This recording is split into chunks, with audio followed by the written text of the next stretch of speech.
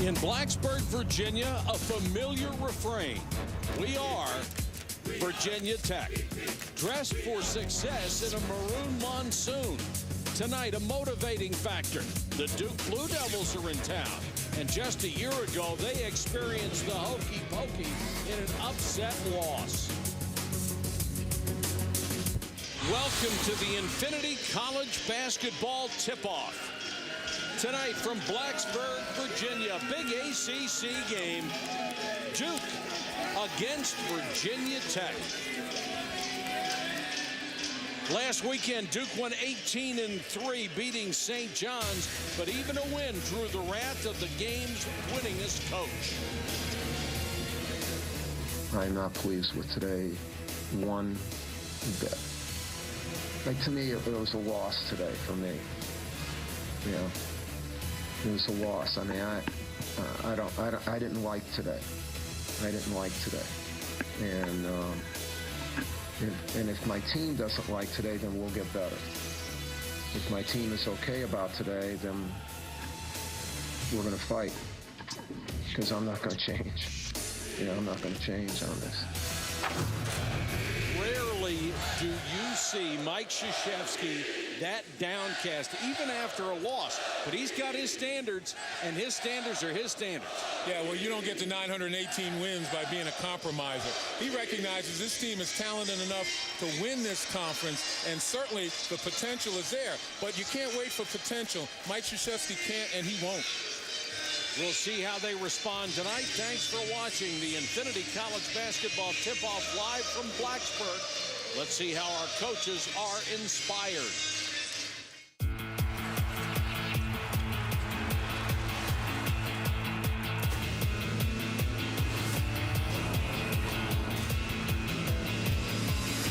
Inspiration comes from the students. The crowd definitely does inspire all of us. We treat them like they're members of our team. The students are our sixth man.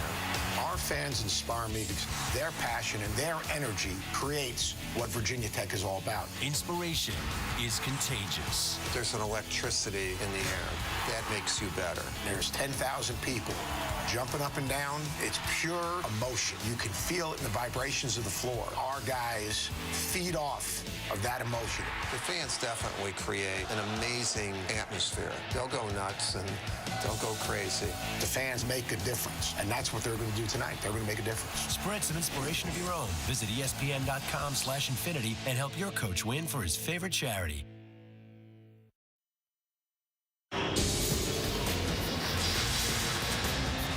Welcome to Thursday Night Showcase, presented by T. Rowe Price.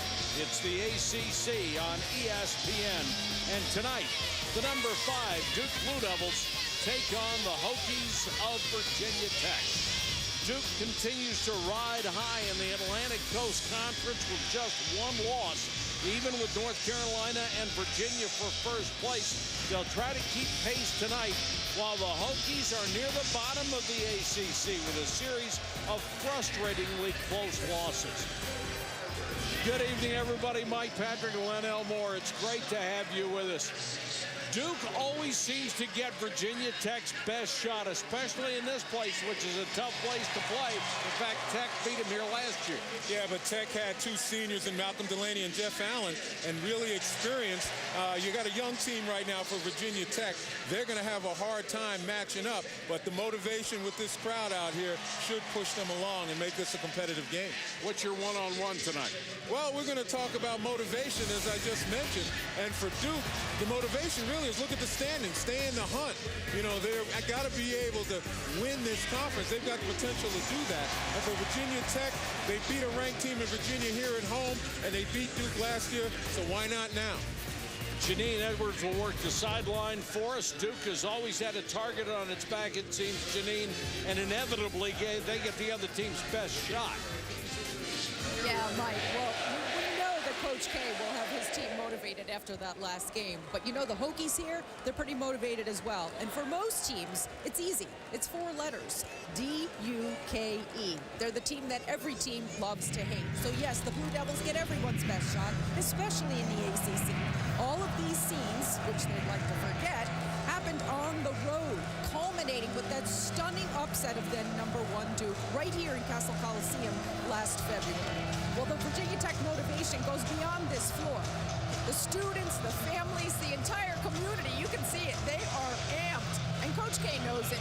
He said beating Duke is a win ×2. Mike? Yeah, that's for sure, Janine. It's a packed house at Cassell Coliseum. Let's take a look at the starting lineup. You're going to have Marquise Rankin getting a start tonight, along with Green and Eddy up front. You've got the two big guys for Seth Greenberger, is now in his 9th season here in Blacksburg.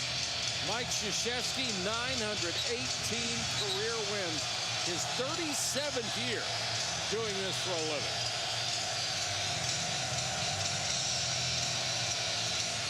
Love coming to this place. It's really neat.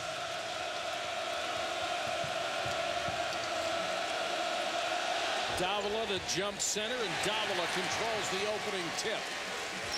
But we talk about the youth of Virginia Tech. 5 freshmen, 2 sophomores, 1 junior, and 2 seniors. And right now, only 2 upperclassmen in this particular starting lineup. And as I mentioned, this crowd should be enough to at least get them in the game and get them competitive. Last couple of days, Eric Green has banged his knees a couple of times in practice. Finney Smith with a follow, so we don't know how sound he'll be tonight. He starts. Plumlee wheels into the lane. And Jarrell, Eddy, and Finney Smith both got a piece of that shot.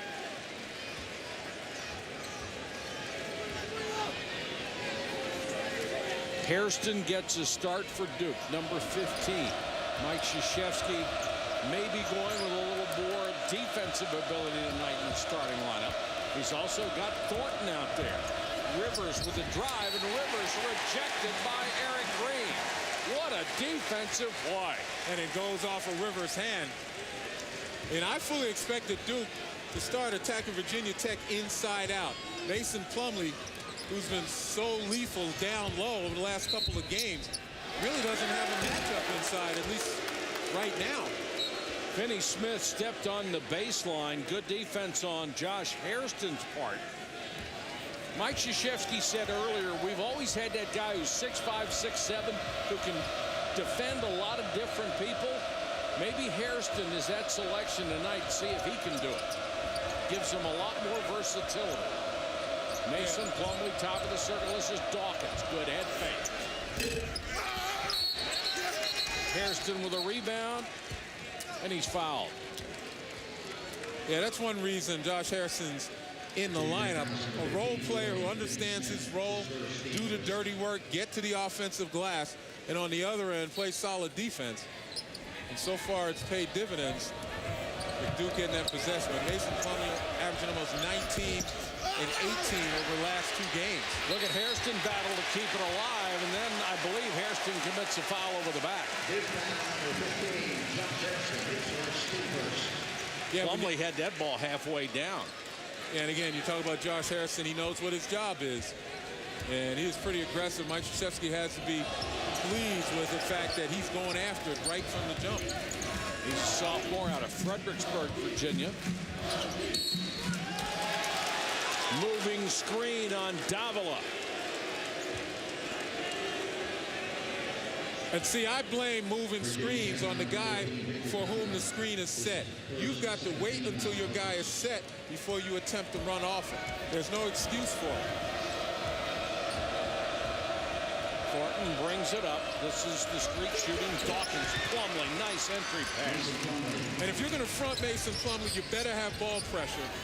Because if you allow the passer to see, Plumlee with that athleticism, you throw it up there, he's going to go get it.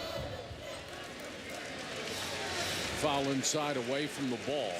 You know, take a look, the front right there, but no pressure on the ball, and that's just an easy one. Foul on Dawkins. Being tightly called here early. Players are going to have to adjust to that. Green off the inbounds, now out to Eddy, who was an exceptional long-range shooter. Actually, he's a pretty good shooter from just about any place. But that was quick dribble, pull up. And here's what I mentioned. 2 times down now, they've gone to Mason Plumlee going inside out. Gotten his looks and missed both those little jump hooks. Rankin, he's pushed. Pushed in the back by Thornton right in front of the official. They're going to call that every time. Now recognize that Mason Plumlee gets in it. There's no double team because the Hokies respect Duke's outside shooting. They figure Victor Davila is going to have to handle him by himself. They'll trade giving up the 2 to Mason Plumlee rather than giving up the 3 to somebody else anytime. Seth Greenberg said this afternoon, he proved he's been to math class. He said 3 is more than 2. We're going to defend the 3. Rankin with a miss, Kelly with a rebound.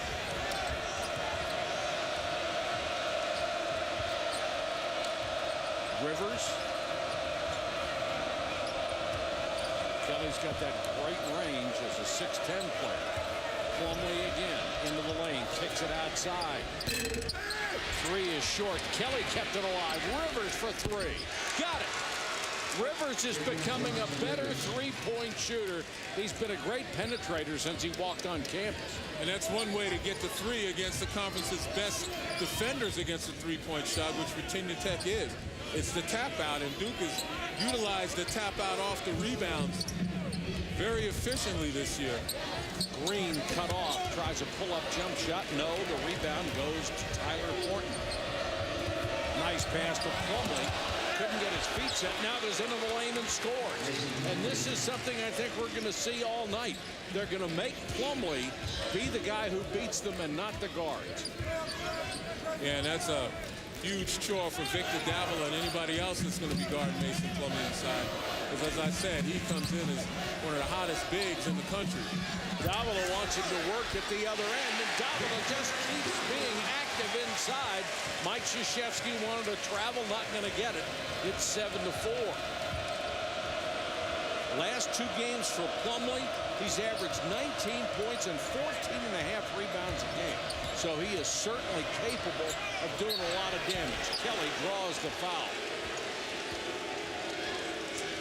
We've got a timeout. Spirited early action here in Blacksburg. 7-4 Duke. The presentation of college basketball is presented by T. Rowe Price. Do something different with this year's IRA. And in part by Infinity. Luxury cars that deliver inspired performance.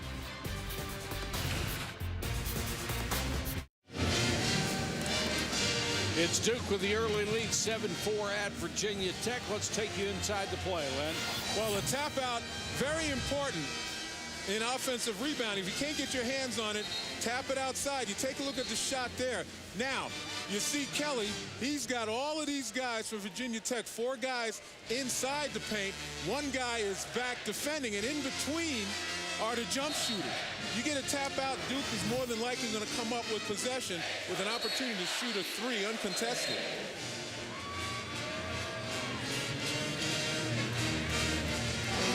Ryan Kelly, a very valuable big man for the Blue Devils. He has improved his inside play over the course of his career. When he first started, he was basically just a perimeter player. He'd won the McDonald's high school three-point shooting contest as a high school senior.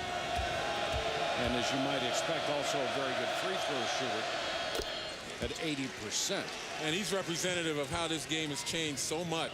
You're right. You know, a generation ago, a 6'10 guy, you'd never want to see him standing outside looking for jump shots.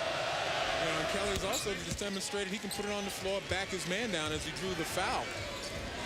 If Len Elmore were playing today, he'd be shooting 24-foot jump shots. I don't think so. 20-footers, maybe. All right. Dorenzo Hudson checks in for the first time. The last 4 games, they have used him to give him a little lift off the bench, and he has certainly done it. He has played well off the bench, averaging 14 points a game. Eddie against Kelly. Nice dish inside. And Sedarian Reigns in for the first time. He scores. Well, you're right about that. A terrific find down low. Curry is in for Duke. He wears number 30. Bad pass by Plumlee. Rivers back defensively and stopped Eric Green from getting the layup. And he did everything properly, Austin Rivers. He just contested, stayed between the ball and the basket, got his hand up and forced Green to make the change. Now, Green should have known better. He should have just taken to the basket and flushed it. Curry, that great stroke, misses his first. Rebound goes to Jarrell Eddy. He does not have enough three-point attempts to qualify for the league lead, but he's getting close. He's shooting 49.3% from long range. And you see the guarding by Miles Plumlee, trying to guard him outside, and Jarrell Eddy's not a guy who's going to beat you off the dribble per se. Nice save. Great save by Hudson. Excellent ball movement, and there's Eddy out of the corner. Sedarian Reigns with a rebound, and he is fouled. And the crowd is going to give all the Hokies a big hand for the effort. Well, we talk about Duke being last in the conference in field goal percentage D, but they got some guys that have got the skill to play terrific defense. Rivers does everything right on that one. And that's why Green missed the shot. The bigger reason Green missed the shot is because he didn't take it to the basket strong enough. But Austin Rivers did an excellent job defending on that fast break. We're only 6 minutes into this game, and each team has already committed 5 fouls. Hudson with a big-time shot from the baseline to cut the lead to 1. Well, Lorenzo Hudson is a perfect example of why you have your best player come off the bench many times, because the other team has to be able to match him. And normally they don't have a guy that matches usually your best player. That all began with the Celtics and John Havlicek. Plumlee, Curry on the drive, offensive foul, no block. Wow. You had two guys getting ready to make a call. Carl Hess was about to call a charge, but Ed Corbin underneath, a little bit closer to the play, made the block call. 2 on Curry.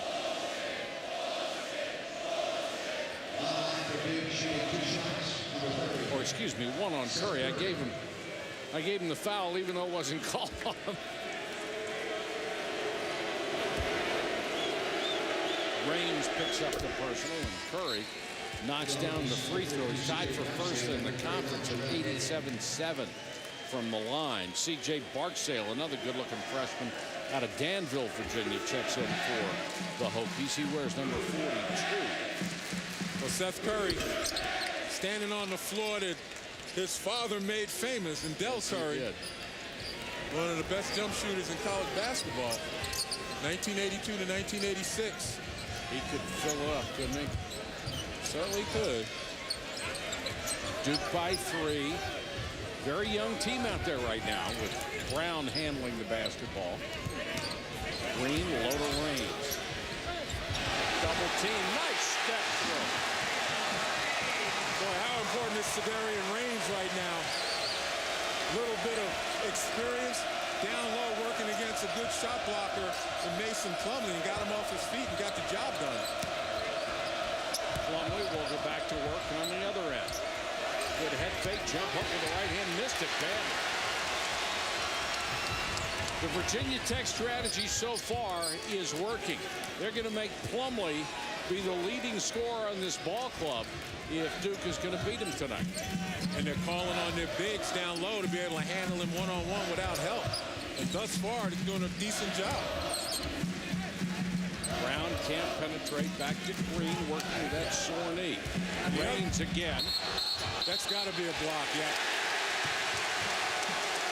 Plumlee picks up the foul, his first. Saturday night, ESPN with a Big 12 showdown. 2 of the top teams in the nation. Number 8, Kansas, and number 4, Missouri. Saturday primetime. Presented by DirecTV on ESPN at 9. Our coverage starts with College Game Day, covered by State Farm at 8. Boy, that'll be a battle of 2 of the leading candidates for Big 12 Player of the Year. Yes, although I suspect Thomas Robinson has an edge. A little chippiness inside right now, as you would always expect in a game between these 2 teams. And never fails, does it? Each time we've done these games, we've always seen a little tete-a-tete between players. Miles Plumlee checks in for his brother Mason. And now good job. Carl Hess, this is a good job. Yeah. Carl Hess is going to say, I'm not having any more of this. Let's play, and if you don't want to play, take a seat. Yeah, you can sit, and I can make sure you can sit there forever. Carl has Ed Corbett and Joe Lindsay, another outstanding crew. And Carl Hess isn't going to take anything from anybody. Davila held by Plumlee. And now both teams got to recognize they are going to call it as close as I don't know what right now until the ill feeling subside. They're still doing it. What are you talking about, fellas? You just got warned. Of course, Mike Krzyzewski wants his team to be more physical on defense. Virginia Tech wants to be physical on defense. So if they're going to call a game closely, now you're walking a really fine line. How physical can you be? And that ball's out of bounds. Well, you got to be physical within the propriety of the game. That means no pushing, no grabbing, no hand check, no elbows. Use your hips and shoulders, get position. When you're setting screens, you have to be as precise as I mentioned earlier. Screeners have to be stationary. Guys for whom the screen is being set have to maybe set their men up and come off the screens in a legal fashion. Dawkins got it. What a beautiful stroke he is. And they just call a tech for taunting. You see Joe Lindsay giving the talk sign. You can't shoot the ball, make it, and turn around and jabber. Come on, fellas. Let's take a look. Take a look after it. Now, there's going to be some talking. Look at this. You can't talk stuff, man. So it's a technical foul. It's also a personal foul. 2 on Andre Dawkins. Heating up a little, isn't it?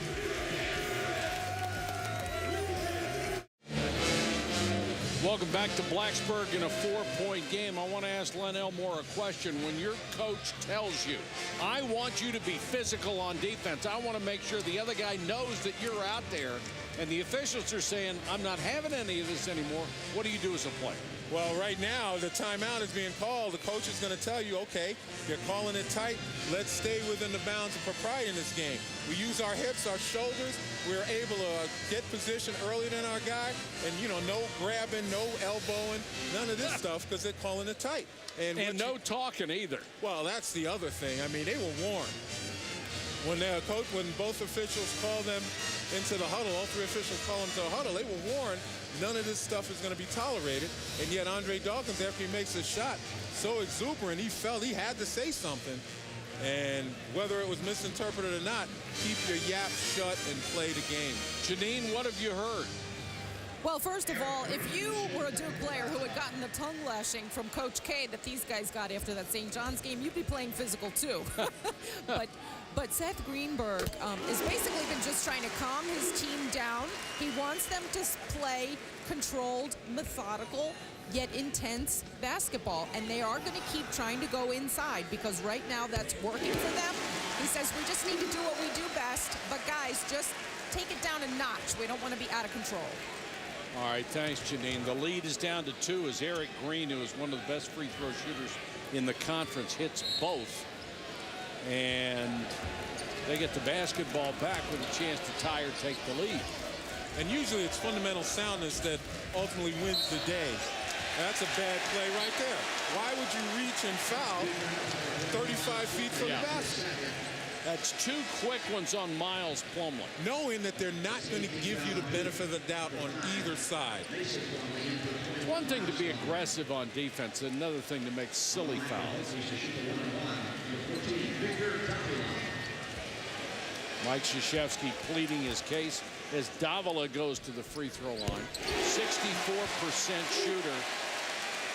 A lot of people thought Davila would have a breakout year this year, but he's only averaging 7 points and 4 rebounds a game. Misses the second free throw. Good hustle by Thornton to chase it down in the corner.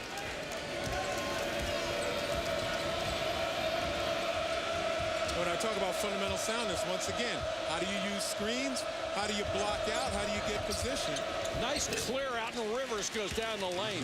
Plumlee just sealed off that side of the lane, and Rivers had a wide open path. and he didn't do it with his arms. He got his body in position as he should have.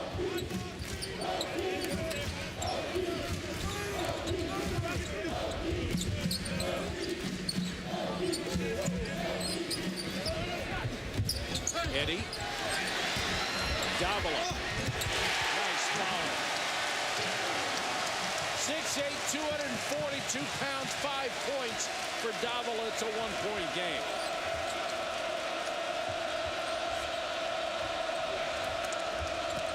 Just high-low action. That's pretty basketball, Red. Yeah, it is. And what Victor Davila's going to have to recognize, he's got to do his homework early.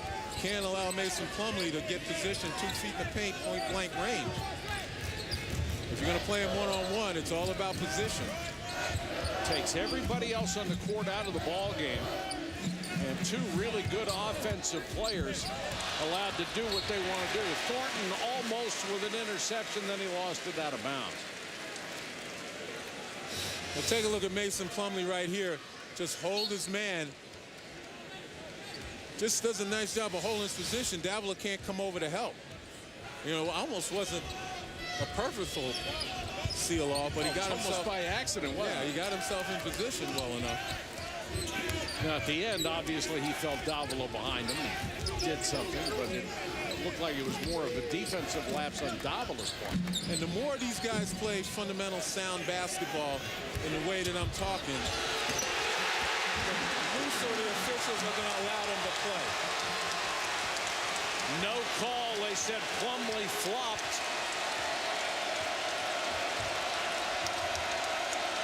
I wish guys would stop doing that. Rivers for 3 from the top of the circle. Davila clears. Here comes Jarrell Eddie for 3.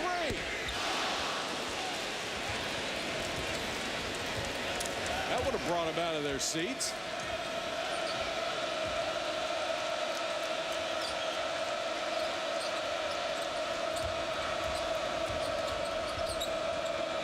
Kelly gives it up to Rivers. Let's see if they try to isolate the lane again.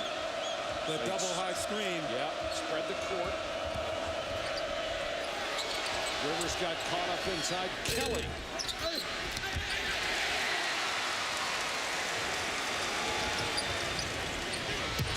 Out of control. You got to be careful. Somehow he got the ball back and got it to Jarrell Eddie. Couldn't hit the wide open 3 there. He shoots 49.3% from long range. Tonight he's come out cold. Rivers, good kick out. Again, another no call on contact. And Curry buries it from outside. And on both of the plays, the one flopped by Mason Plumlee, the other down here on the other end. Good no calls by the official. Didn't have any impact on the ball handling or shooting of the ball. You know, they'll never call it, but that's supposed to be a foul. It should be if there's contact. A lot of times it's hardly any contact. But I mean, a flop is supposed to be a foul. Like I said, they'll never call it, but it's in the book. 21-19, Duke by 2.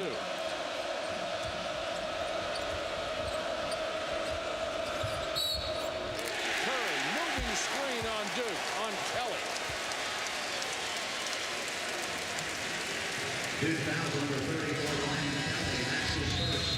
We take a look at Victor Davila receiving nicely in the post. He knows what to do if it goes strong, avoids the contact there, and makes the play.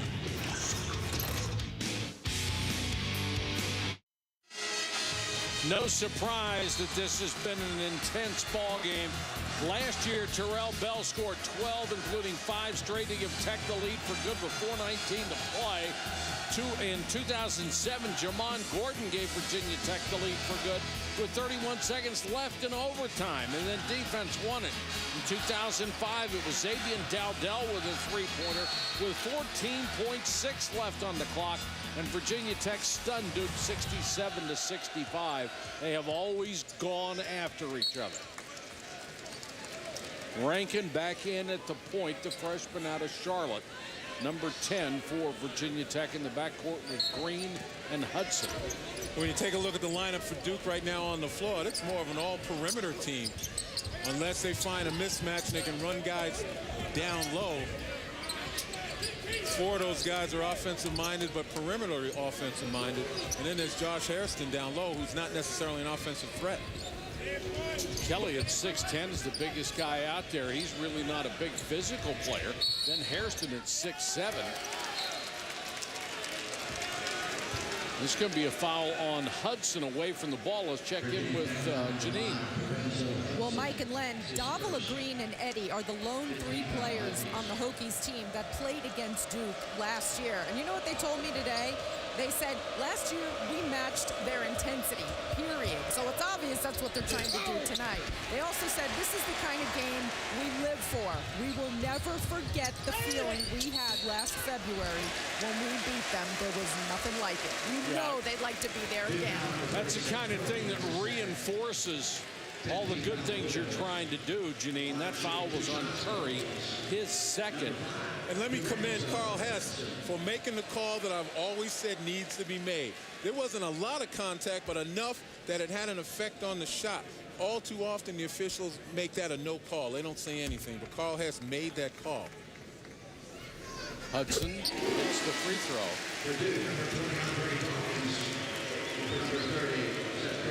Well, the officials are going to want to record that last statement and play it back at their leisure. And, well, they should. and the guys who are making the no calls need to listen closely. No, they need to play it back too, right? 21 all with 7:10 to go first half of play. Kelly had a 3 and passed on it.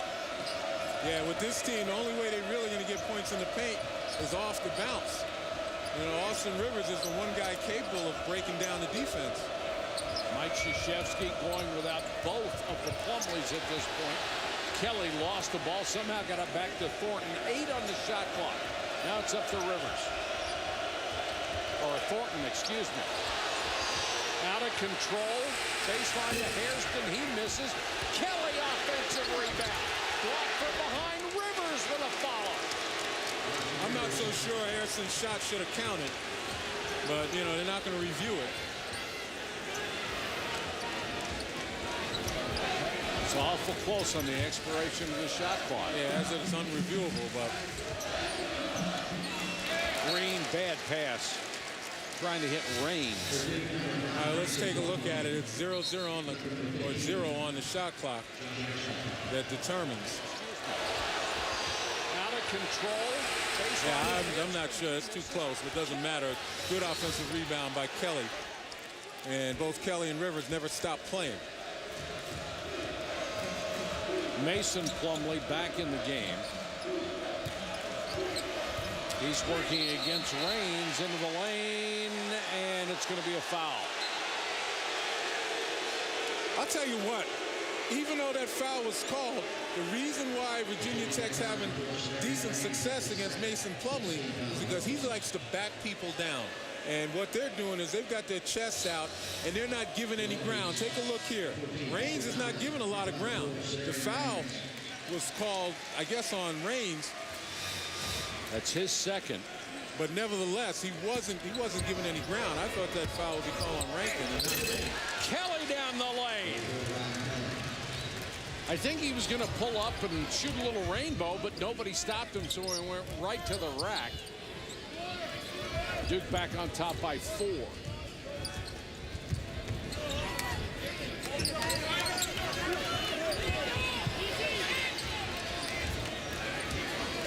Jarrell Eddie 0 for 3 from three-point range so far. He's had some time to sit on the bench, gain some perspective as to the way the game's going and the shooting. Green has to jack it up with 6 on the shot clock. Good defensive series for Duke that time. And now Tech 0 for 5 from long range. And that time their offense was pretty much out of sync. Kelly. He gets down the lane again. So Duke has found a new weapon in Kelly. I stand corrected. Ryan Kelly against Victor Davila has found a little bit of dribble. Saturday ESPN with a full day of college basketball featuring 4 of the top 8 ranked teams on the road. First at noon, number 2 Syracuse at St. John's. Then at 2, number 3, Ohio State. Number 20, Wisconsin. At 4, number 8, North Carolina against Maryland. And then at 6, number 1, Kentucky at South Carolina. Saturday Showcase presented by 5 Hour Energy.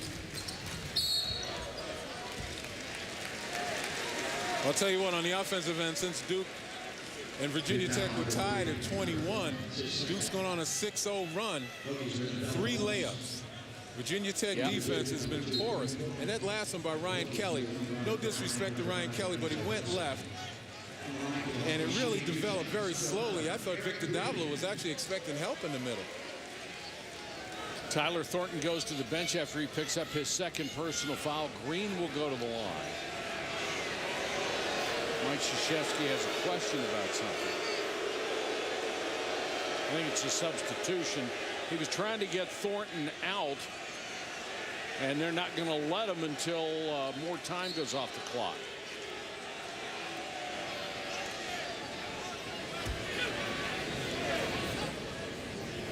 Green at the line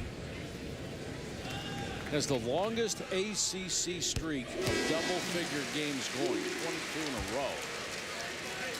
And he's also the only player in the ACC in the top 10 in scoring, assists, and steals. But also, he's in the top 10 in field goal percentage, free throw percentage, and assist turnover ratio, as well as minutes. So Eric Green means everything to Virginia Tech. In other words, he's pretty good. 6 points so far tonight, 4 out of 4 free throws.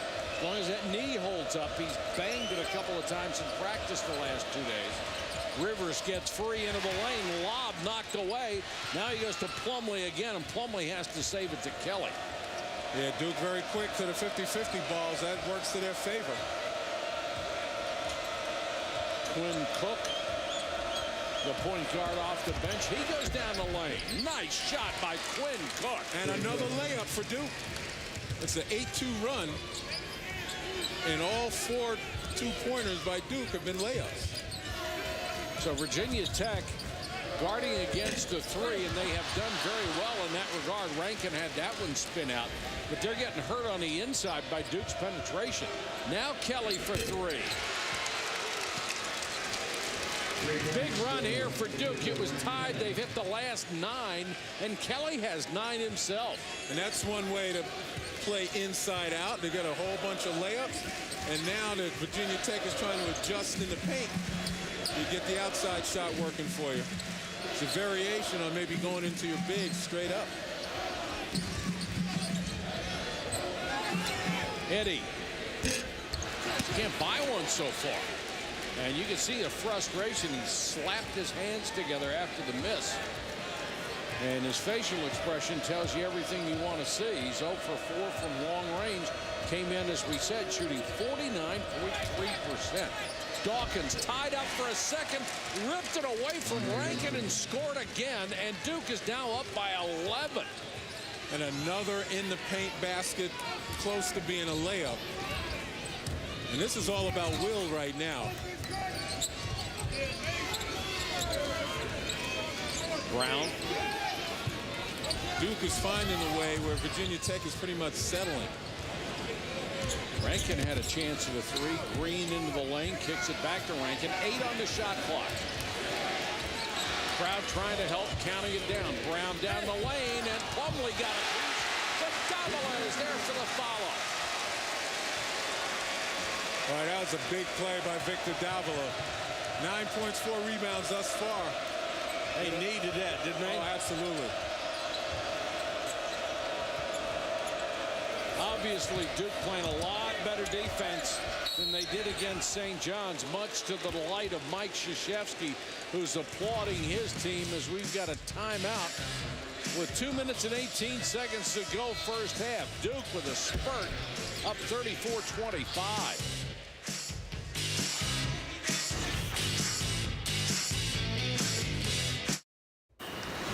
Jonathan Coachman here in studio, coming up on the UPS halftime report. Big weekend of games coming up. We'll break down Jared Sollinger's Ohio State set to take on Wisconsin on Saturday, and Florida State, the surprise team at the top of the ACC. How good are they really? Doug Gottlieb joins me at the half. Guys, we'll see you then. All right, Jonathan, thanks very much. Someone said within the last couple of weeks they thought that Seth Greenberg was on the hot seat here at Virginia Tech. I just can't imagine, of all the great things he has done here with this program, that he would be in that category. Jim Weaver, the athletic director, has been around this game a long time, and Jim Weaver is not going to be one of those "what have you done for me lately" guys, even though they've gone 4 years without an NCAA, and I know that's a point of frustration for them. This guy's a terrific coach. Yeah, and when we as announcers step out and say something like that, we better have some confirmation, some serious confirmation that somebody's job is in jeopardy, because what happens is you create a groundswell that's not there. So you got to be very careful. Hudson, who has 4 points off the bench. Right now, it's the Hokies perimeter game that's failing them. I know they'd like to do something inside against Plumlee and get him in foul trouble, but he's played pretty good defense. Quinn Cook on the run. He's fouled in the lane once again. Duke right back to going to the front of the rim. Well, when you look at the starting guards for Virginia Tech, between Marcus Rankin, Eric Green, and Jarrell Eddy, they're just 2 of 13 from the field and 0 for 6 from beyond the arc. And Eddy's the guy they count on from the outside. Duke winning the points in the paint battle. That one's knocked away. Excellent hustle by Hairston. Down on the floor. And the possession arrow will give it back to Duke. And that's what Mike Krzyzewski, I think, wanted to see when he put Hairston in the starting lineup to begin with. Yeah, it's all about will. It's all about the willingness to get on the floor. It's about the willingness to hustle. It's about the willingness to battle. And as I mentioned before, you know, since the 21-21 tie, Duke has demonstrated the will, and the Hokies are still looking for it. Carl Hess says, guys, don't like what I see. Let's not do this. Plumlee against Raines into the lane with a hook. No. Virginia Tech playing defense the way it wants, and Duke is getting the looks it wants against that defense. Brown. Finney-Smith. Duke doing an excellent job defensively, not allowing folks to turn the corner. And when they do, there's the help. Quinn Cook. Holy cow! Are you kidding? What do you call that shot? A running, sweeping hook from a guard? Unconscious is what I call it. But again, I should have thought of that. Indicative of the momentum swing. And as I said, the will that Duke is demonstrating to the detriment of Virginia Tech. And that's just an unforced error right there. Poor decision by Finney-Smith. Tries a no-look pass. 8 turnovers for Virginia Tech. And Duke is on an impressive 17-4 run. And take a look right here. I don't even think he saw the basket. I really don't. That's one of those you go back to the bench, nice shot, don't ever do it again. Unless you make it. Saturday night ESPN with a Big 12 showdown with 2 of the top teams in the nation. Thomas Robinson leads number 8 Kansas against Marcus Denman and the 4th-ranked Tigers of Missouri. Saturday primetime, presented by DirecTV on ESPN at 9. Our coverage begins with College Game Day, covered by State Farm at 8. Let's take a look at Kansas and Missouri's state of success, which is brought to you by State Farm. Kansas winning at Missouri 2 of the last 3 years. Tune into ESPN Saturday morning, 11 a.m. to watch College Game Day, covered by State Farm. Barksdale gets the rebound. Under 30 seconds to go. The shot clock is off. Virginia Tech can play for the last shot, down by 13. And from a psychological lift, I think this play is pretty important for Virginia Tech. Me too. They don't want Duke to come off with a nice defensive stop, feeling great about themselves, and they certainly want to be able to score to maintain any semblance that they can get the job done. Marquise Rankin gives it up to Green. Green's a 3 at the buzzer. There's a clutch shot by the junior from Winchester, Virginia. a basket they really needed to have. Tech's first three-point shot of the entire half. Well, again, you want to go off the floor feeling well. Take a look at the shot clock. Ball leaves his hands with about 2 seconds. Drained. And at least the crowd is on your side and you're feeling good running off the floor. Janine with Seth Greenberg. Coach, how important was that three right there? I think it was huge because we start with the ball in the second half. It gives us a chance to get it under double digits. Too many wasted empty possessions. Just as not as tough as we needed to be on the defensive end. We didn't finish in other possessions. That shot clock where we thought it was a shot clock violation and they get the putback kind of gave them momentum. We've just got to play one possession at a time in the second half. When you spoke to the students on campus today and you went over your game plan for beating Duke, how effectively have you been able to stick to that so far? We've been pretty solid. We've got to cut them out off the glass. Rebounding is important. We've done a pretty good job defending the three.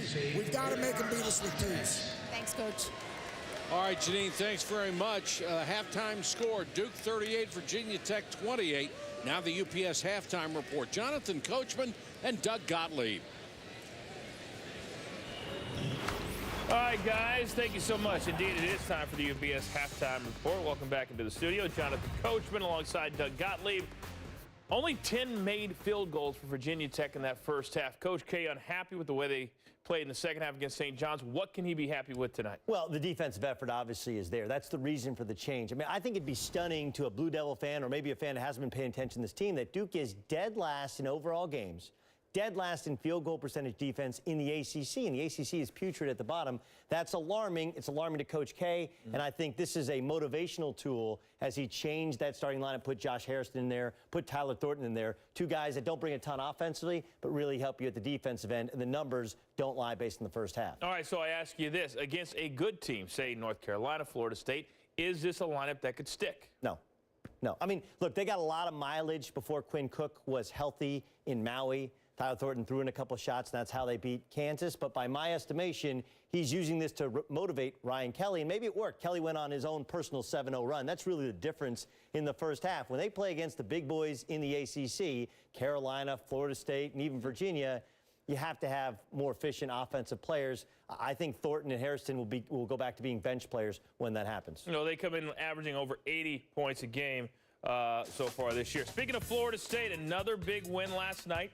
They win by 14 over Georgia Tech. They've already beaten North Carolina. Huge. They won at Duke. They are tied with the Tar Heels 6-1 at the top of the standings. So here's a look at what's coming up for Florida State. I love schedules. Oh, Virginia, that's a very difficult game. The team is going to make you make jump shots. Boston College, that's a win. Miami, probably a win. Virginia Tech, that's a win. NC State, NC State needs that game to be NCAA tournament worthy.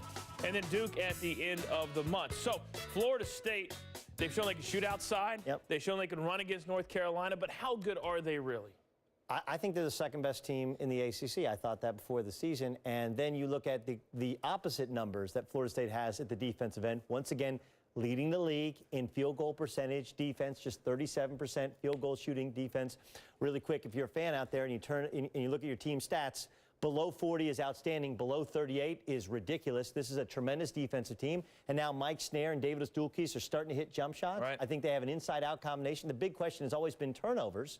And to this point, they've been able to sustain this run after the Clemson loss and playing at a high caliber of basketball. Remember, they don't have to go back and play at Carolina, who they blew out by 33 points. I think they're the second best team. They're old, they're experienced, they played in the Sweet 16, and now they're scoring at a much more efficient rate. I think Florida State's for real. And they look like they believe in what they're doing as well. All right, still to come. Joe Lunardi has Ohio State as a #1 seed. Big reason why, the play of that guy. Doug Gottlieb breaks down in the UPS logistics of the game. That's next. This halftime report is delivered by UPS. Let UPS put the power of logistics to work for you. Welcome back to the UPS halftime report. Ryan Kelly, not the starting lineup, but does have 9 first-half points. Duke up by 10 at the break. All right, elsewhere, Canisius, Iona. Joe Lunardi has him as a 13 seed. Doug? And this is Scott Machado, leads the country in assists, a dynamic point guard who can score and also kick off. That was Tim Cluse, his head coach, just rewarded with a contract extension, rightfully so. 6 points, 8 assists in the first half. Then Gabby Bilardo hits the long three. Classic look-ahead game. They got a rematch against Manhattan, already clipped them, and then, of course, they got a bracket buster against Nevada. Iona not playing great, but a team likes to get up and down. Momo Jones, by the way, has 20 in the first half. All right, road test Saturday, we're calling it. The number 1, 2, and 3 teams in the country all hit the road this weekend. Kentucky goes to South Carolina. Syracuse at St. John's. Ohio State faces Wisconsin in Madison. For more on that game, here's Doug with the UPS logistics of the game.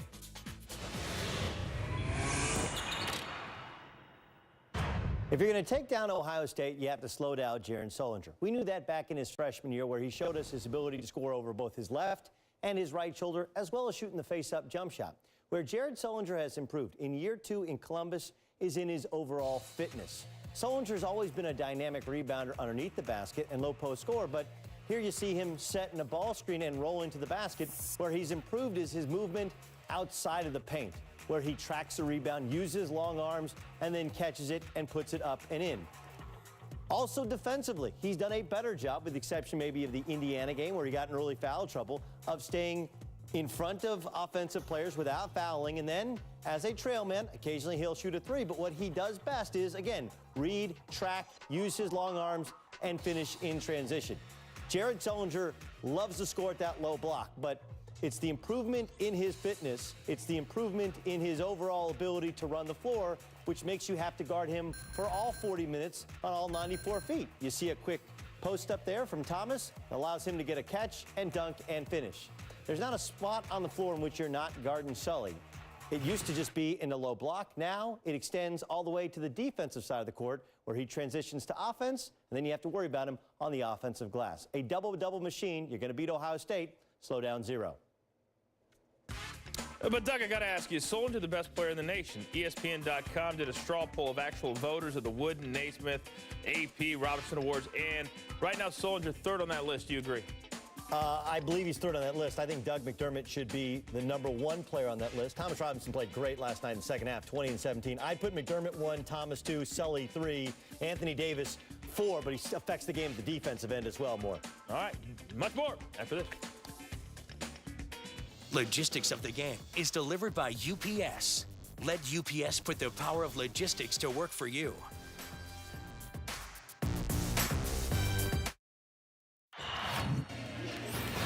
This halftime report is delivered by UPS.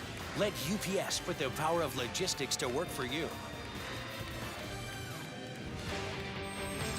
What to watch for next on ESPN, UCLA and Washington. Bruins have lost their last 2 road games, just 1 and 4 away from home in conference. And Washington's beaten them 7 consecutive times at Heck Yeah. This is a great traditional rivalry out in the Pac-12. Washington tied at the top of the Pac-12 with California.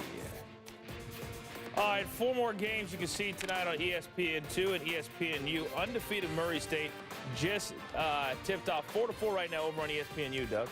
And then Gonzaga taking on BYU. BYU, one of the last 4 in right now in Joe Lunardi's bracket at ESPN.com. All right, so those games later tonight, we'll keep you updated throughout the night. Right now, Duke up by 10, second half in Blacksburg when we come back. Enjoy. ESPN's exclusive presentation of college basketball is brought to you by Jaguar. See the new model year lineup at JaguarUSA.com.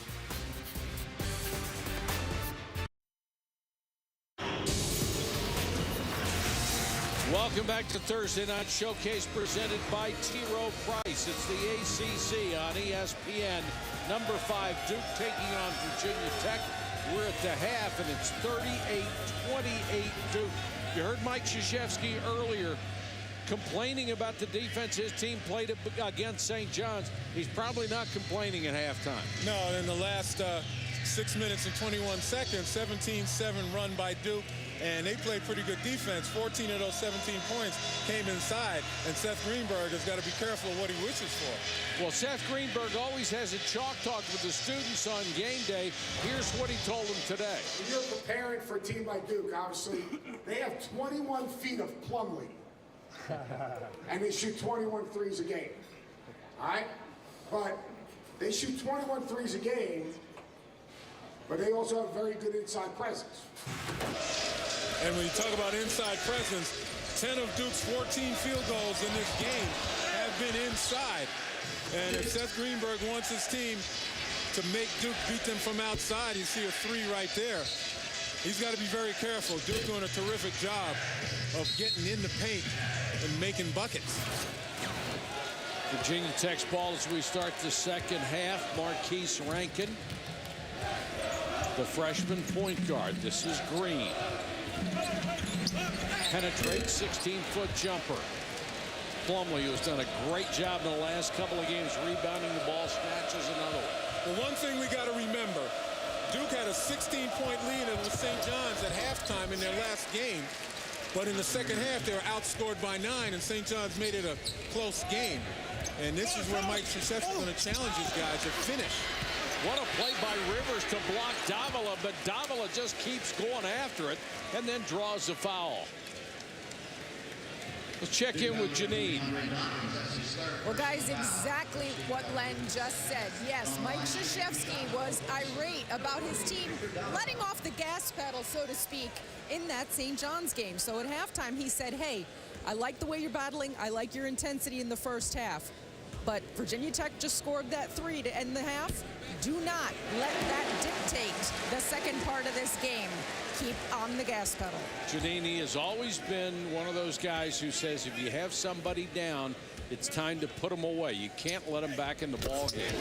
And sometimes that's very difficult for 18, 19, 20-year-old kids to do. They relax when they get ahead. Yeah, but you got to learn fast in this league. Thornton and Hairston getting starts in the second half. Hairston with a reverse on the nice dish inside by Rivers. Well, Austin Rivers brings an awful lot of attention when he has the ball. And it seems as though Virginia Tech totally forgot about Josh Hairston. Rivers with 4 assists in this ball game. If he can give them 4 or 5 assists a game, what a huge lift it would be for this offense. And he's the guy who's capable of doing it because he's so nifty with the ball and has the ability to break down defenses. Davila double teamed the baseline and he's fouled. Again, take a look off the screen and you got a double team right there. Eric Green never really follows up and switches to Josh Hairston. He just continues to trail Rivers, and Rivers makes him pay. Foul was on Hairston, his second. Duke shuffling its starting lineup at the beginning of this game and in the second half to get guys in there who have shown in practice they can play some better defense. And the other guys have played pretty good defense tonight as well. Yeah, you talk about changing. Until that. Nice pass by Green to Davila, who was left all alone. You talk about changing lineups and getting other guys involved off the bench. At the end of the half, Duke's bench outscored Virginia Tech's bench 18-8. Rivers pull up 3, got it. Tough shot. That hushes the crowd. Doesn't it ever? 45-32.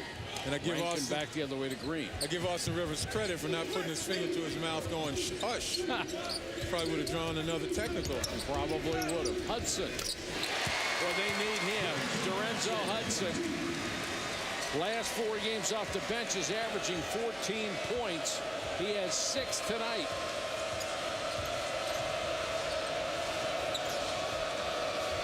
Rivers, heck of a one-on-one player. Thing about him getting assists, he never had to pass the ball in high school. He just ate people alive. 5-second call. No, foul, hand check. Well, Eric Green's got to find some way to check Austin Rivers. And we mentioned Austin Rivers' ability to make plays. You take a look right there, the right hand, and then the left hand kind of holds him up a little bit. By rule, if you put 2 hands on another player, it's a foul. Automatic. Well, 2 hands on the ball handle. Exactly. Curry. Boy, Kelly. Good and call. It's going to be a foul on Kelly. Yes, it was. He cleared out. Carl Hess had the same view of it we did. That was a great call by an official who was 20 feet away from the play. Yeah, you give the officials credit. They're calling what they see. right, let's see first Mike Krzyzewski's reaction to a couple of possessions, and then we'll check out Seth Greenberg's reaction in the same situation. Here's a moving screen on Plumlee.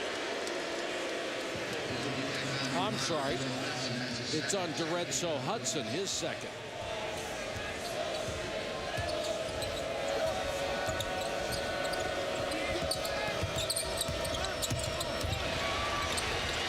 Kelly on the floor. Jump ball. Possession arrow back to Virginia Tech. Possession arrow goes to Duke. Check it to Duke.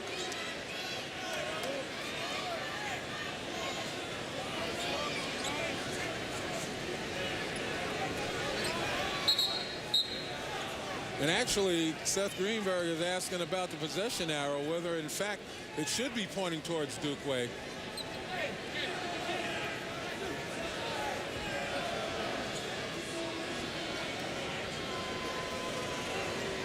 And he may have a point, because in my recollection, it seemed like the last time there was a jump ball, a held ball, it was Duke's ball.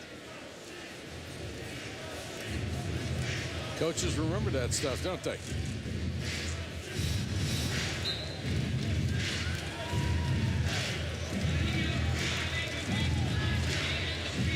I'm going to reset the shot clock to 21 seconds. So the possession arrow is rightly going Duke's way.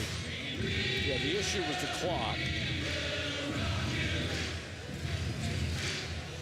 Because there was no change of possession, the shot clock was not supposed to reset. Miles Plumlee. Curry, nice drive. Switched to the left hand and laid it in. 7 points for Seth Curry. Duke's done a lot of good work in close tonight, haven't they? Yeah, here's a steal. Sloppy exchange right there. Thornton lost it on the way up, but Miles Plumlee is there to follow. He may be the best athlete on the team. This kid can run the court. And Duke is now up by 15. Biggest lead of the night. Now Seth Greenberg. Keep an eye on him. He really needs his team to do something here. Rankin, and that's going to be a blocking foul on Kelly. Not sure Kelly got out of the restricted zone. It looked like he was moving a little bit at the end, too, and he picks up his third foul.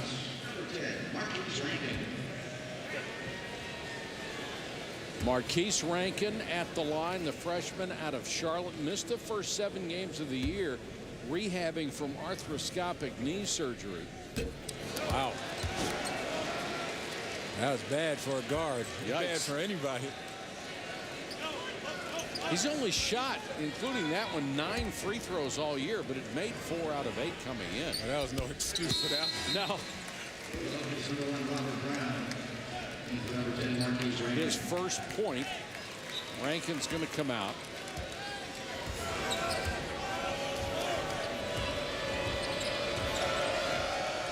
And he's getting a lesson on the fly right there. 49-35. Curry into the lane. Plumlee missed it, got it back, and tipped it in. Boy, Duke is just wearing him out in the lane.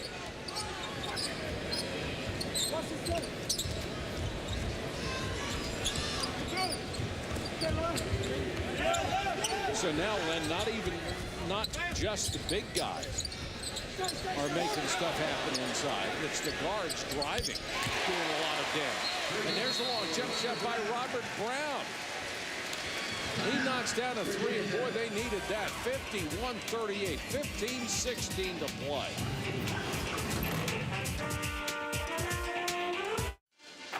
You wonder why Duke is playing better defense tonight? Could have been this. Mike Krzyzewski really going after his ball club during the St. John's game when they did not play very good defense. Lack of intensity, lack of execution. Tonight, they have held Virginia Tech to 38 points, and we're 5 minutes into the second half. Pretty good. Yeah, definitely. That was another way of saying you got to finish this game. Yeah. But the bottom line is, look, Virginia Tech has struggled in conference play, averaging just 59 points per game.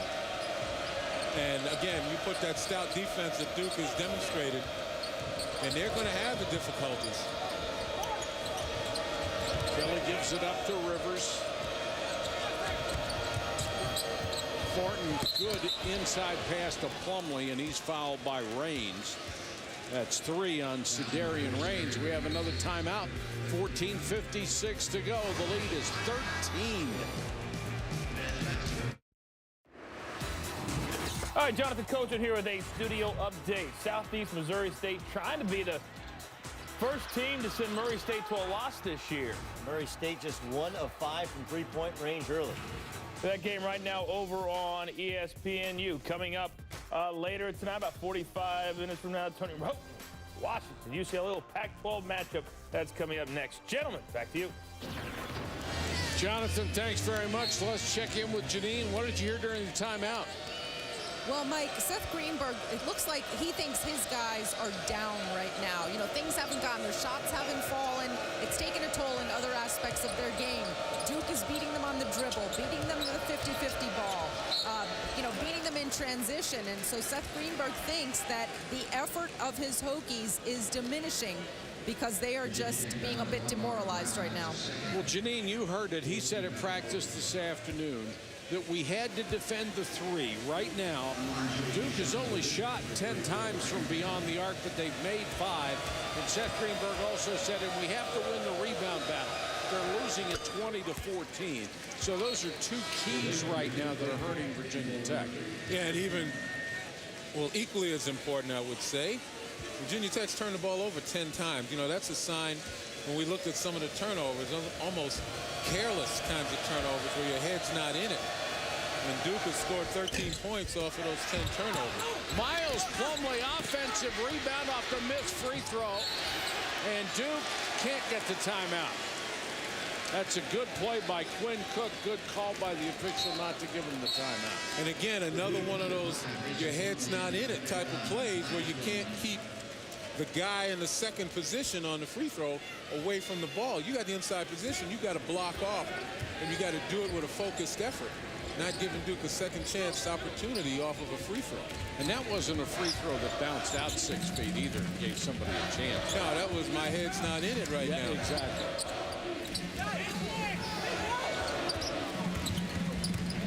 Brown goes to the baseline with a floater. Mason Plumlee with a rebound.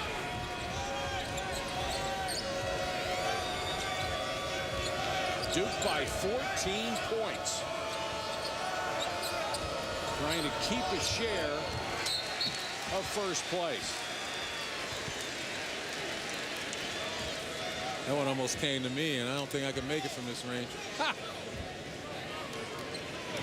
It's only the 5th Duke turnover of the ball game.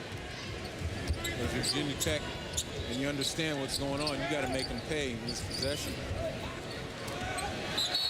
Plumlee, another silly reach-in foul. That's 2 on him. Big guys particularly cannot play defense with their hands. They can't be slapping at the ball. Especially out there. You know, your job, if you switched out on the guys, not let them turn the corner until you get a chance to switch back. His brother got one of those in the first half.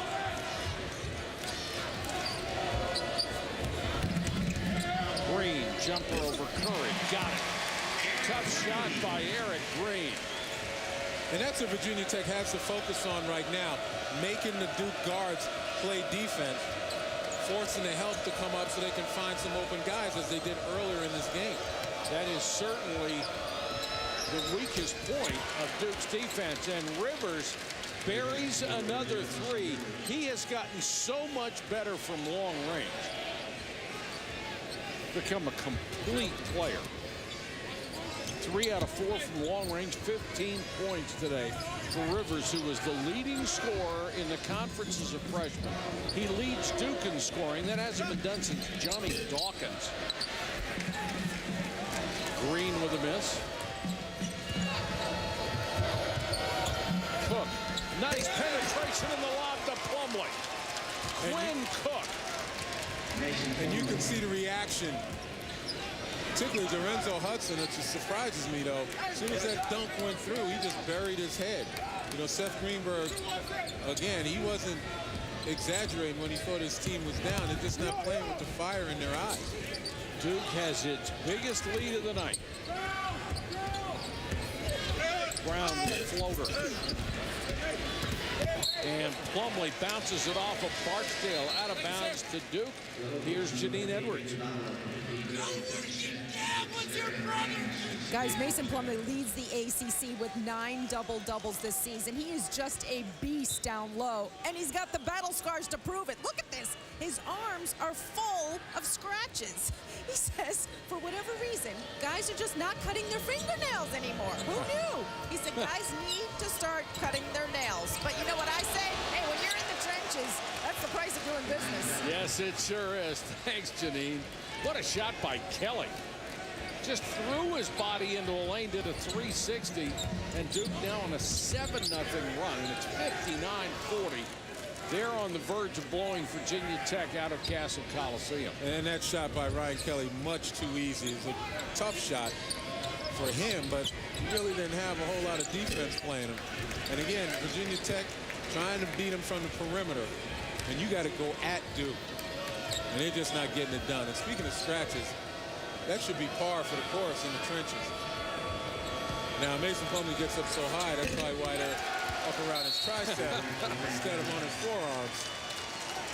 Kelly drains a 3, and Duke has now gone up by 22. Kelly with 15 points off the bench.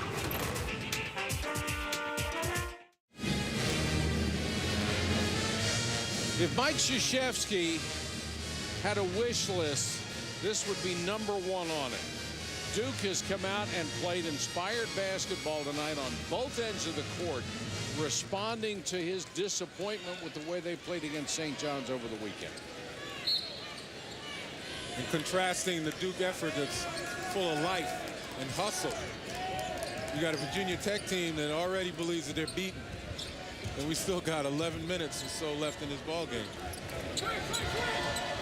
They need to lift their level of intensity and hit some big shots. Davila. Pass last touched by Duke.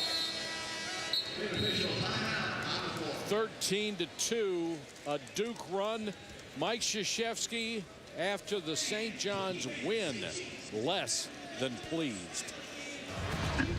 And if my team doesn't like today, then we'll get better. If my team is okay about today, then we're going to fight, because I'm not going to change. Yeah, I'm not going to change on this.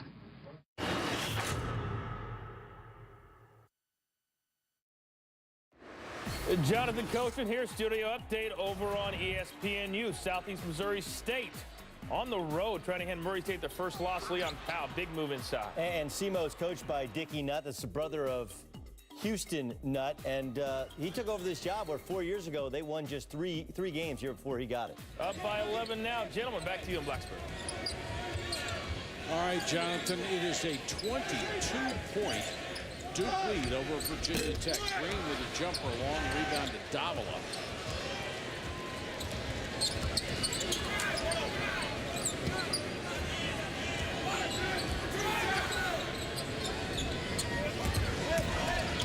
Eddie, who's had a very quiet night, another turnover, and it's out of bounds to the Blue Devils.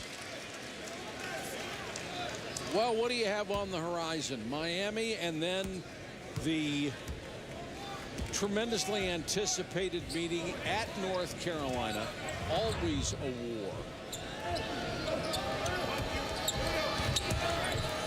Plumlee.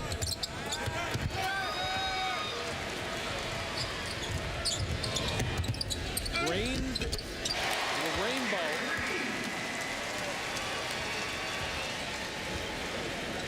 Ten minutes left. The lead's been cut. 62-42. Been cut to 20, huh? Yeah. I'm an optimist. Cook. Too strong. Green with a long rebound. Green, nice feed. Davila fouled by Kelly. That's going to be 4 on Ryan Kelly. Saturday, ESPN with a full day of college basketball, and you'll see 4 of the top 8 ranked teams on the road. First at noon, number 2 Syracuse at St. John's. At 2, number 3 Ohio State. At number 20 Wisconsin. At 4, Len and I will be there as number 8 North Carolina meets Maryland. Finally at 6, number 1 ranked Kentucky against South Carolina.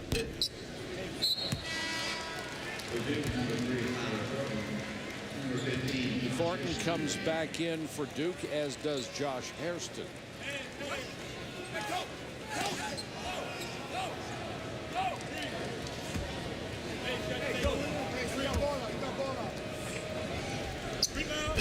Davila 1 out of 2. And pressure from Virginia Tech. Rivers lob. Beautiful pass, and Hairston finishes it off. That's pretty easy right there. Once again, Austin Rivers' ability to break down defenses. See that secondary defender. Green with a windmill underneath. Nice shot to get it past Plumlee. Green with 15.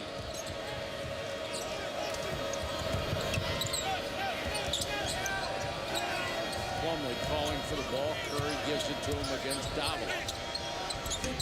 Adept with either hand, but he's missed 3 of those left-handed jump hooks in this game.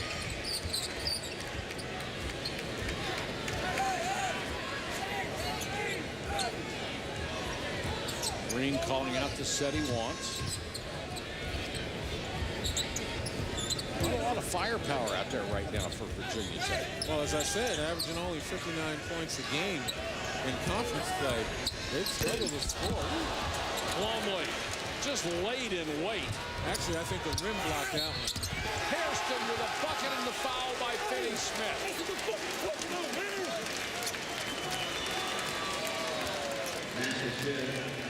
You give Virginia Tech over the last couple of possessions an A for effort, even though they didn't necessarily get it done. Looked like both Plumlee and the rim got in the way. But Josh Hairston just providing, or injecting, I should say, an element of hustle into this Duke lineup. You know, he's not often pretty, but tonight he's been getting the job done. Yeah. Well, statistically, Plumlee will get the block, the rim will not. And Plumlee kicks this one out. Curry with the 3, can't save it. Goes flying into his teammates on the bench. Well, if you're there, you'll always get credit for it. That's for sure. And Plumlee in the top 10 all-time in shot blockers in Duke history. Take a look at the drive right there by Eric Green. He's trying to resuscitate his team. And they've taken a few breaths over the last couple of possessions.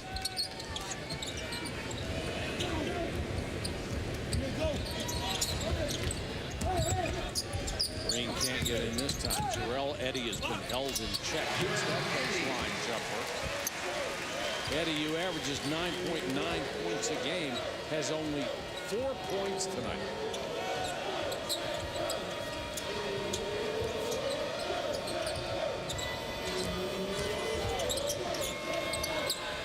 Hairston, in and out. Here comes Green. Nice drive.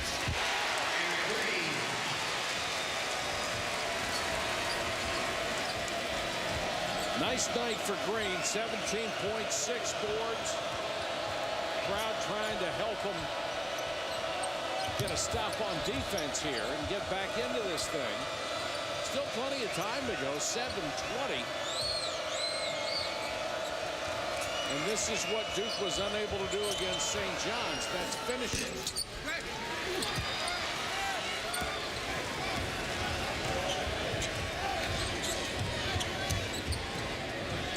Finney Smith. Davila, offensive rebound and the foul. And I think that these Friv is out. Somebody's hollering clear. Yeah. Because the Hokies have a heartbeat right now. They may have to charge it again. But they've cut the lead to 15 with 6:47 to go. And I'm sure right now Mike Krzyzewski is drawing a parallel with what happened against St. John's. Mo Harkless had 30 points and 13 boards in that game. Is he any good? And D'Angelo Harrison, along with Harkless, made it tense in the final minute when they each hit threes. Harrison's came with 20.7 seconds left, pulled the Red Storm within 4. Harkless had quite a shooting day, 13 out of 21. They nearly blew a 22-point lead. Yeah, and again, it comes down to being able to finish. You let your foot off the pedal just a little bit. And as I said, led by Eric Green right now. I'm sure the opposite is being spoken of in that other huddle, in Virginia Tech's huddle, saying, look, these guys almost blew a 22-point lead to St. John's. We're better than St. John's, at least from Seth Greenberg's perspective. Why not us at home?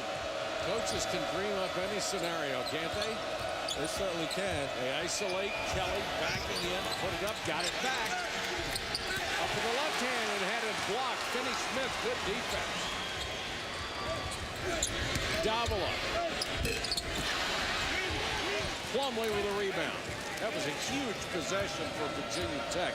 The roof might have come off the building if they scored again there. And now Duke can work on the clock.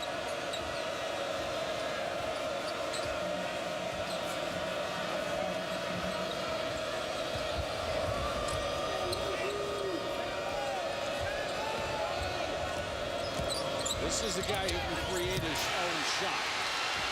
Green ahead on the turnover. Bumped. Got it to Brown, and out of nowhere comes Plumlee. What a defensive play. One hustle by the big guy. And that's a sign of being able to finish. You don't give up on plays even though you got a big lead. And Plumlee didn't give up on that one. ESPN's exclusive presentation of college basketball is presented by T. Rowe Price. Do something different with this year's IRA. And in part by Mitsubishi Motors. For the best deals of the year, visit your local Mitsubishi dealer.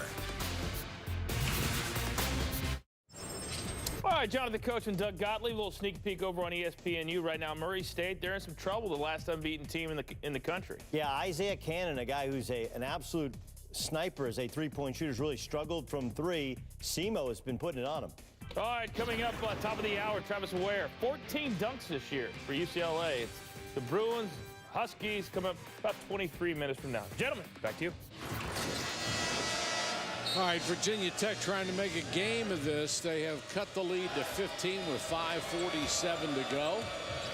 Duke trying to avoid the kind of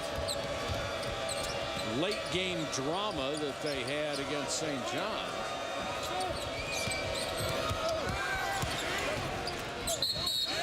Dawkins, Curry, no basket but a foul. Against St. John's, they shot 30% in the second half. Tonight, almost 50. Their biggest lead was equal. The smallest lead, that was 10. That was at halftime. They have built on that.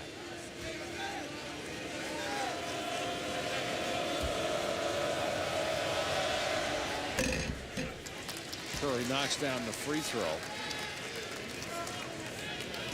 Mom's seen a lot of talent come and go through that family, hasn't she? Yes, it certainly has. And as we mentioned before, this is like a homecoming for the family. As Del Curry, one of those guys that put Virginia Tech on the map in the early 80s. One of the legends of this program. Green had that spin in and out. Curry comes out with it. And now Duke is going to run some clock again. I don't think they're quite as efficient with this as they have been in the past. They don't have guys who...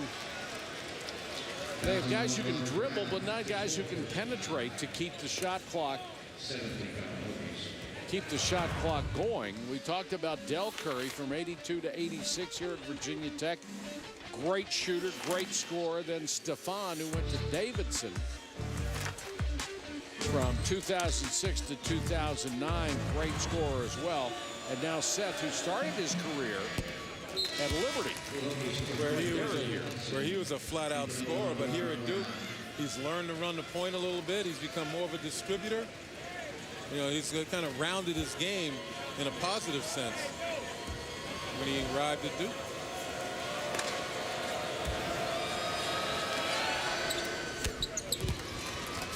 Swish is another one. It's 70-51. Yeah, well, today's Duke team kind of reminds me of Glengarry Glen Ross, when they tell you you want to always be closing. And that's what they're doing. You see the hustle, you see the continued intensity on defense. They're not just coasting, because when you're closing, you ultimately have a chance to get the prize. If you're not closing, you just get steak knives. That's right. First prize at Cadillac, second prize steak knives, third prize you're fired.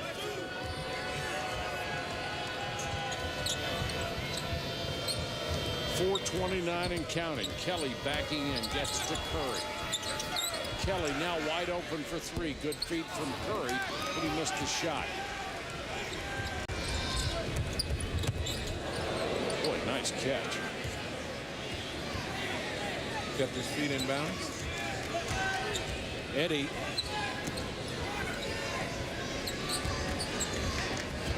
Clear out for Green, gets into the lane and carried the ball, and he knew it. Talk about always be closing. Take a look. Mason Plumlee right here after the push, the steal, and then he turns on the jets when he sees that there's an opportunity. And that's what you mean by closing. I guess he's got enough steak knives in his drawers. Going for the Cadillac.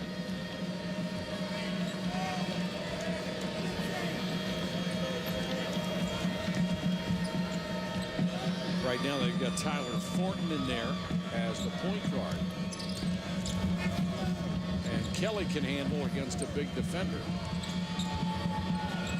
And that's the 2012 version of a little bit of four corners, as much as you can do with a shot clock. Rivers dribbles into traffic. It's tied up. The ball will go to Virginia Tech. I don't know. They may have an argument as Rivers went over the back to get that tie up, but it's a tie up nevertheless, and it's Virginia Tech's ball going the other way. Hey, Jonathan, Doug back in studio. Nobody's going to want to see Iona. Right now, Joe Lunardi has him as a 13 seed tonight. Momo Jones, 41 points. Remember, he starred for Arizona, was their second leading scorer last year, transferred back home. He's got 41 tonight on 21 shots. All right, coming up, top of the hour, Terrence Ross, 15 points a game. Washington, UCLA. That's coming up, guys. Let's take a look at the moment of the game. Brought to you by Disney Parks. And we'll take you back to Andre Dawkins' three-pointer. And then the technical foul called for taunting after that. Something has been enforced a lot more in the last couple of years. And since then, they have outscored Virginia Tech by 15. Well, to start a fire, you need a spark. And since that technical, man, Duke has been raging. They've gotten a little bit angry. And that anger was converted into hustle. And they're just making an announcement that someone threw something on the court, and the next thing will be a technical foul against Virginia Tech. Some knucklehead endangers his own kids by throwing something out there. A player can slip on that and blow out a knee. It's just so stupid. Davila. Marquise Rankin, the freshman out of Charlotte, has only made 4 threes all year long.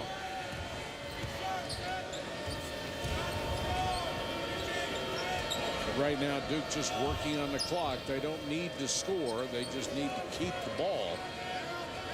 Expanding the shot clock. What Virginia Tech needs, though, is to get up and make them put it on the floor and do something with it. You want to increase your possession. Curry threw it away. Eddie got the roll.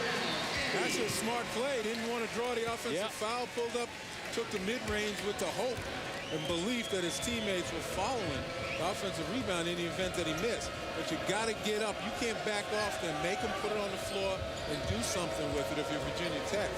And if you're Duke, that plays into your hands because obviously you can draw fouls. or you can find some cutters. Fouled by Rankin. Saturday night, ESPN with a Big 12 showdown between two of the best teams in the country.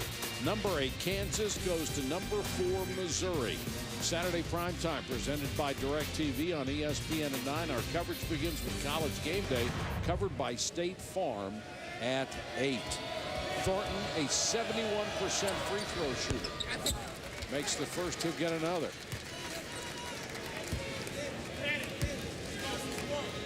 Duke as a team, 12 out of 15.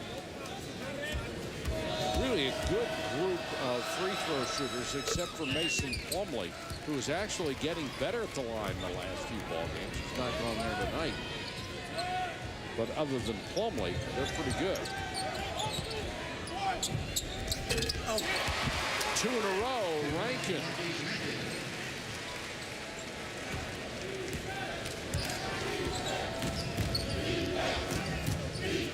(72-58).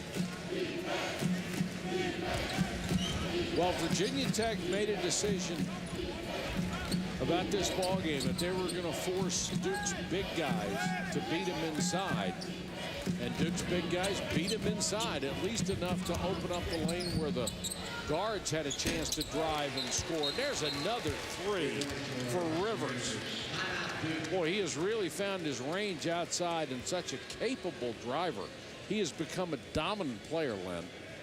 Well, he is, and again, you knew that as he gained more and more confidence in making plays.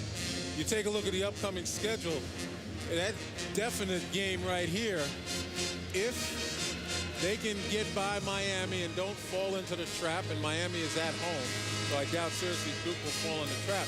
All of this is preparation for that showdown with Carolina. Carolina is on the uptick right now, starting to field their oats. And this Duke team, again, Mike Krzyzewski wants his team to be able to put it in full throttle from the beginning to the end, and I think he's gotten their attention. It's going to be a great matchup between Duke's backcourt and the bigs of North Carolina. That front line is so exceptional. But Duke's bigs seem to be getting better all the time, too. Yeah, but I wouldn't sell short the backcourt of Carolina. Oh, no. Kendall Marshall and Harrison Barnes. Harrison Barnes now starting to play in a dominant way, something that's kind of unusual in the Carolina system. But when you need it, you give it to Barnes. And that's going to be difficult because if there's a weakness defensively on this Duke team, it would be in the backcourt when they're sometimes susceptible to being beat off the dribble. Well, that's what Mike Krzyzewski said. There is not that 6'7" defensive guy who can guard a big guard or a small forward. Although Hairston got the start tonight, he would be the guy who might get the start in that game and see what he could do defensively. Curry. Rebound to Barksdale, under a minute to go.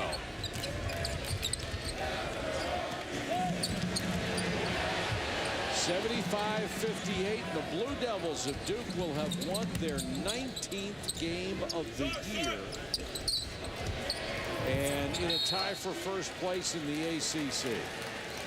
Never trailed in this ball game, and a tough place to play. They played very well tonight, and they balanced scoring for the Blue Devils. 4 men in double figures. Led by Austin Rivers as usual. And as you mentioned, in conference play, they've got 5 guys averaging 11 or more points. And you see it overall, they've got 5 guys averaging double figures. So the balance is something that a lot of teams facing Duke have to reckon with, because there's not 1 or 2 guys that you can point to say, okay, we're going to make them beat us. Exactly. And Seth Greenberg wanted Duke to beat him inside, and Mason Plumlee beat him. And as I said, be careful what you wish for, because the efficiency in the paint, not just by Plumlee, but by a number of guys off the dribble as well as post up, and served Duke well. Marquise Rankin hit his last 3 shots for Virginia Tech, but it was too little too late. And the Hokies go down 75-60 here at home. It's a big win for Duke, Len, because they get it on the road. Yeah, and you always want those road wins, obviously, if you can maintain home court advantage. Our final score, Duke 75, the Hokies of Virginia Tech 60. For Janine Edwards and Len Elmore, this is Mike Patrick. Thanks for watching, everybody. Now we'll send it back to the studio with Jonathan Coachman and Doug Gottlieb.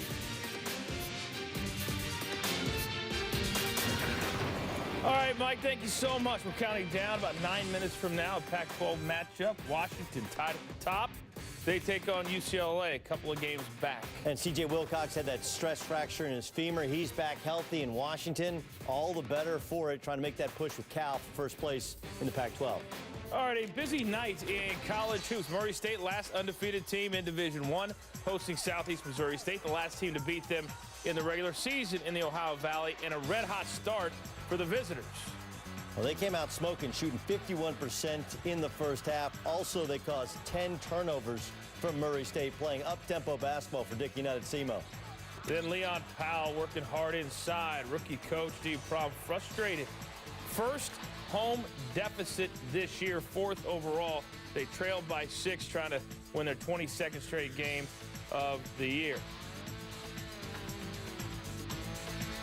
All right, we're not projecting that they're going to lose, Doug, but in case they do, here's what the previous final team to lose in the regular season did. Ohio State, Kentucky, Wake Forest, big names on that board. Yeah, and of course, Clemson, that Oliver Purnell team that went off to such a hot start and then didn't even make the NCAA tournament. Remember, this is a Murray team that has wins over Southern Miss, win over Memphis. Okay, so they do have some good wins on their schedule. They got St. Mary's coming in. Still have to go and play at Southeast Missouri State, so this is not the only time they'll see SEMO. All right, so Murray State right now trails by 6 at the half. What about our game? Duke, they win by 15 on the road to Virginia Tech. We know the Hokies at the bottom of the conference. What did you take away from the Duke performance, though? Message received. I mean, you know, you need a get-right game, and this is a get-right game. By that I mean, hey, their defense hadn't been good for the last couple of weeks. Of course, Mike Krzyzewski absolutely lost it after that St. John's game in which they nearly gave away a huge lead to a very young and frankly undermanned St. John's club. Mo Harkless comes in and gives him 30, and he was embarrassed for his program, and that's why he made the change in the lineup, puts Hairston in the lineup, puts Tyler Thornton in the lineup, and I thought Ryan Kelly obviously responded at the offensive end with 9 big first-half points. And then Austin Rivers starting to come around in terms of his shot-making offensively. He was an erratic jump shooter in high school, despite the fact he's an immense talent. You see him shooting a better percentage. I think message received from Mike Krzyzewski to his team. But we talked about it during the second half. What this boils down to is how does Duke match up with North Carolina? That's clearly coming around. How do you think they do with this lineup? I don't think they match up particularly well with this lineup simply because while they're better defensively, it gives them guys you don't have to guard offensively. And the one thing Carolina can do is, especially now with P.J. Hairston or Reggie Bullock at that 2-guard spot with Dexter Strickland out for the year, they become really efficient, good scorers at 4 spots, and then a true efficient point guard with Kendall Marshall. Now, the thing for Carolina is, can they guard anybody, right, especially in a physical game like we're going to see against the Blue Devils next Wednesday on ESPN? Let's go ahead and take a look forward to ACC games this Saturday. And the marquee matchup, number 18, Virginia travels to Tallahassee to take on Florida State. And for Florida, for both teams. I mean, look, Virginia is a team that at times struggles because they play that pack defense where they try and make you shoot over the top. Great matchup inside. Mike Scott going against the length of Bernard James and Florida State. That's, I think, where the game is won or lost. And then Virginia shoots a lot of jump shots outside of Mike Scott. Florida State, are they for real? They're tied at the top right now with North Carolina. Yeah, I don't think they're at the level of North Carolina. They've already beaten Duke at Duke, already beaten Carolina by 33 points, not going to beat them. I think there is a loss or 2 remaining on their schedule. I think Florida State is the number 2 team in this league. I think Duke is just a notch behind in conference play. Both can win games in the NCAA tournament. I think Carolina is far and away the best team in the ACC when they're right. They just weren't right that day in Tallahassee, and Florida State made them pay. No doubt about that. But those are teams that will definitely make the tournament. Yes. What about other mid-major teams that are fun to watch? A team that nobody wants to play. How about Iona in action tonight against the Canisius? They've got 2 great players that you always talk about. They actually have 3 if you really want to get down. Here's one, okay? Scott Machado, who's leading the country in assists. I believe he'd be a first-round, maybe borderline second-round draft pick at the point guard spot. And then that's Mike Glover. His brother, of course, played at St. John's. He's a tremendous scorer inside. Mercy. They got great athletes. They play a different tempo. They play up tempo. There's Machado to Glover. And then they have Momo Jones, who, of course, was a point guard last year for Arizona. He had 41 tonight on just 43 on just 22 shots. Momo Jones coming back home and playing at a lower level, but keeping his game at a top level. They got 3 legit players, and Taj Ridley, a JC transfer, can score at the 4 spot, and they got shooters at the 2-guard spot as well. There's a lot of people out there that haven't seen this team play this year. Machado, you think's the #1 point guard in the country. Is that correct? I would probably put Damian Lillard of Weber State ahead of him. Lillard more of a scoring point guard. In terms of true point guard, he does a lot of the same things you'll see from Kendall Marshall in terms of setting teammates up. The difference is he's a little bit better scorer, he's a much better shooter, and he's a better athlete in the half court. He's wild, takes some chances at times.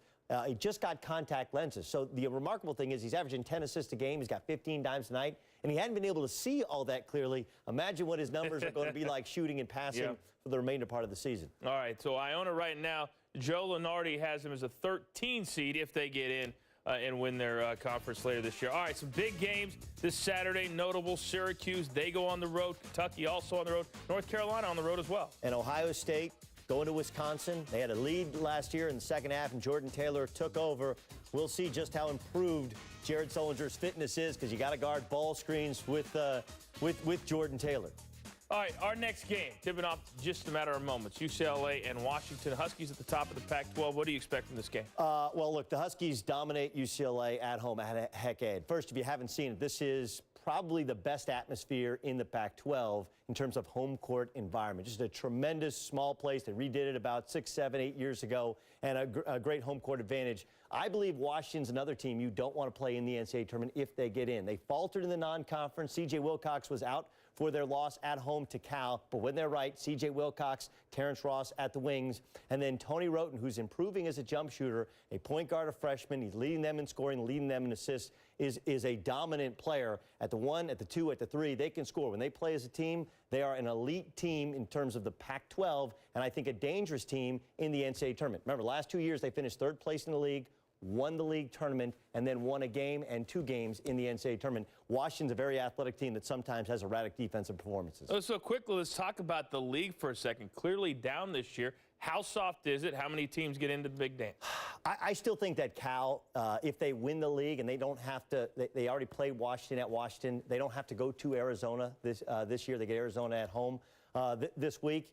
I think that Cal, if they win the league by a game or 2 games, I think they can probably survive a loss in the Pac-12 tournament, and then maybe Washington is the only other team that get in as an at-large. I think you're likely to see 2. There's a possibility of 3, but it's going to be wildly dependent on other teams. It's not just how many at your conference. It's the variance. What happens in Mountain West, what happens in WCC, what happens at the bottom of some of these other leagues. All right, later tonight, College Basketball Live, we're going to discuss which team is the best out west, 1 a.m. Eastern on ESPN2. All right, right now, Murray State, they're in a battle. The last unbeaten team left in Division I, they're trail by 8. Let's do a quick live look in this game airing currently over on ESPNU. Why has Murray State struggled so much tonight at home? Turnovers, and Southeast Missouri State's done a tremendous job of, there's another turnover, of helping and even doubling on ball screens. Murray State, a little bit like Missouri in how they attack you, they spread you out, and Southeast Missouri State's been ready for it, prepared for it, playing tremendous defense. You can see Murray, their body language is bad. You almost feel like they have the pressure of an undefeated season right now. Yeah, that's what I was going to say. Do they feel the pressure? This is just the 4th time this year they trailed at the half. Only the 1st time at home that they've trailed at the half this season. Yeah, and remember, you have a rookie head coach. Now, he's coached under some very good head coaches, including Billy Kennedy, who left this team to go to Texas A&M. But your first time dealing with a team as a head coach, and you have all the pressure of being in a small town and people rating you as a top 10 team, and the thought that you're getting a bracket buster at home, a nationally televised game, how you handle this type of adversity is going to be interesting. All right, so Murray State right now trails by 10. We'll keep you updated on that game over on ESPN throughout the night. But it's time for our second game, Pac-12, UCLA and Washington. Should be a good one. Doug and I will be back at the half. We will see you then. We'll send it out now to the Pacific Northwest. Enjoy.